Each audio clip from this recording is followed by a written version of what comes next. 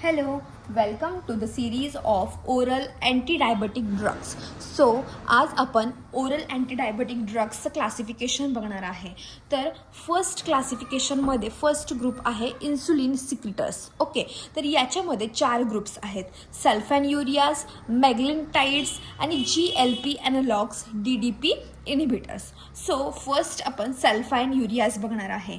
तर याच्यामध्ये मी simplified मॅनरमध्ये flowchart wise बनवलेला आहे, पण आपण बुकमधून फर्स्ट रीड करून घेऊया आणि मग फ्लोचार्ट तुम्हाला मी एक्सप्लेन करते.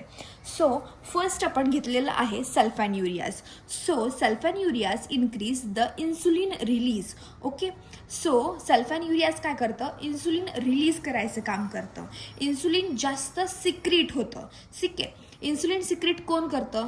तर हे beta cells of pancreas. So at least 30% आपले बीटा सेल्स ॲक्शनमध्ये पाहिजेत, तेव्हा सल्फॅन्युरियाज ड्रग्स हा काम करणार आहे. ठीक आहे, मेकॅनिझम ऑफ ॲक्शनमध्ये काय होणार आहे? First mechanism of action, it releases the insulin from beta cell. Second, it increases the sensitivity to the peripheral tissue. It increases the number of insulin receptor. म्हणजे 3 गोष्टी होतात महत्त्वाच्या. एकतर बीटा सेलमधून इन्सुलिन सिक्रेट होते, दुसरी गोष्ट टिश्यूची सेन्सिटिव्हिटी वाढवत आहे इन्सुलिन कॅप्चर करण्यासाठी, आणि इन्सुलिनचं रिसेप्टर्स पण जास्त आपल्याला इन्क्रीज होतात नंबरमध्ये. हे 3 मेकॅनिझम ऑफ ॲक्शनमध्ये 3 महत्त्वाचे पॉईंट्स आहेत. ठीक आहे, फ्लोचार्ट वाईज आपण बघूया. सल्फॅन्युरियाज हे बाइंड करतात कोणाला? SUR1 याला बाइंड होतात on potassium ATP, and what is dots? याच्यामुळे पोटॅशियम चॅनल क्लोज होऊन जातं. ठीक आहे, सल्फॅन्युरियाज काय करतं? याच्यावरती ॲक्ट होतं, बाइंड होतं, त्याच्यामुळे पोटॅशियम क्लोज होतं. पोटॅशियम क्लोज झाल्यामुळं मेम्ब्रेन डिपोलराईज होऊन जातं. मेम्ब्रेन डिपोलराईज झाल्यामुळे कॅल्शियम चॅनल ओपन होतं. Due to the calcium channel opening insulin आपलं डिग्रॅन्युलेट होतं आणि इन्सुलिन रिलीज होतं. This is the action of sulfonylureas. Okay, action समजली आहे आपल्याला. त्याच्यानंतर नेक्स्ट आहे फार्मॅकोकायनेटिक्स. फार्मॅकोकायनेटिक्समध्ये काय? हे ओरली ॲब्झॉर्ब होतं.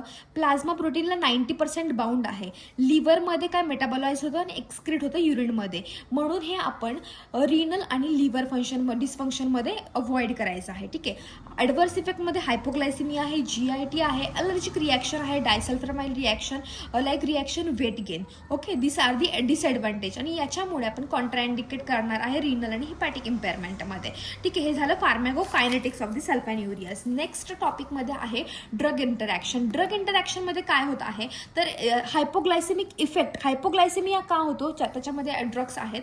कोणत्या ड्रग्समुळे? एकतर NSAID, वारफेरिन, सल्फोनामाइड्स. या ड्रग्समुळे काय होणार आहे? हायपोग्लायसिमिया होणार आहे. अल्कोहोल, क्लोराफेनाकॉल आणि सिमेंटेडिन याच्यामुळे पण हायपोग्लायसिमिया होणार आहे. तर कशामुळे होणार आहे? इथं मेटाबॉलिझम इनिबिट होत आहे, आणि इथे काय होतंय? डिस्प्लेस, सल्फॅन्युरियाज डिस्प्लेस होते प्रोटीन बाइंडिंग साईडपासून. ठीक आहे, हे झाले 2 त्याचे ड्रग इंटरॅक्शन. सेकंड आहे सल्फोनायुरियाजचा इफेक्ट कमी करायचं काम कोण करतं? डायुरेटिक्स आणि कॉर्टिकोस्टेरॉइड्स. का? कारण हे ब्लड ग्लुकोज लेवल वाढवत आहेत. ठीक आहे, this is all about the sulfonylureas. Okay, sulfonylureas हा एक पॉईंट समजलेला आहे. तर आपण हा शॉर्टमध्ये रिवाईज करूया. शॉर्टमध्ये रिवाईज करण्यासाठी मी एक फ्लोचार्ट बनवलेला आहे. तर याच्यामध्ये आपण मेकॅनिझम ऑफ ॲक्शनमध्ये 3 पॉईंट्स बघितले होते स्टार्टिंगला. तर फर्स्ट होतं it increases the insulin release होते. Second, it increases the tissue sensitivity to insulin, आणि it binds to the BUR1 and closes the ATP. Due to the ATP close होणार आहे, potassium ATP close होणार आहे, calcium influx वाढणार आहे. Calcium वाढलं म्हणून इन्सुलिन डिग्रॅन्युलेट होणार आणि त्याच्यामुळे इन्सुलिन रिलीज होणार. हे आपण फ्लोचार्टमध्ये पाहिलं होतं. ओरली ॲब्झॉर्ब होते, बाइंड करते प्लाझ्मा प्रोटीनला, मेटाबॉलाइज होते लिव्हर आणि युरिनमध्ये. सो इट इज लिव्हर आणि रिनल फंक्शनमध्ये आपण यूज करत नाही. ॲडव्हर्स ड्रग डिसएडव्हान्टेजेस काय आहे त्याची? Hypoglycaemia, GIT disturbance, nausea, vomiting, diarrhoea, then allergy, disulfamide like reaction, weight gain. This are the disadvantages. Drug रिॲक्शनमध्ये काय? हायपोग्लायसिमिक इफेक्ट कोण करतं? NSAID, वारफेरिन आणि सल्फोनामाइड. का करतं? कारण डिस्प्लेस होते sulfonamide from the plasma binding साईटमधून. देन हायपोग्लायसिमिया अजून कोण करतं? अल्कोहोल, क्लोराफेनाकॉल आणि सिमेंटेडिन हे करतं. आणि हे काय करतं? इनिबिट करतं ह्याचं मेटाबॉलिझम याचं इनिबिट करतं ह्या गोष्टी. त्याच्यानंतर इफेक्ट ऑफ द सल्फोनामाइड कमी करतं. ह्याचा इफेक्टच कमी करून टाकतं. कोण कमी करून टाकतं इफेक्ट? एकतर डायुरेटिक आहे आणि स्टिरॉइड, हे 2 ह्याचे इफेक्ट कमी करून टाकतं due to the increase of the blood sugar level. Okay, हे एकदम सिम्पल फॉर्ममध्ये सल्फरयुरियाज आपण समजलेलं आहे.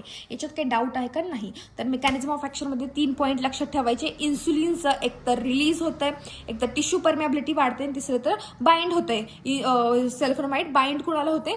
BURLला. पोटॅशियम क्लोज होणार, कॅल्शियम ओपन होणार, इन्सुलिन सिक्रेट होणार.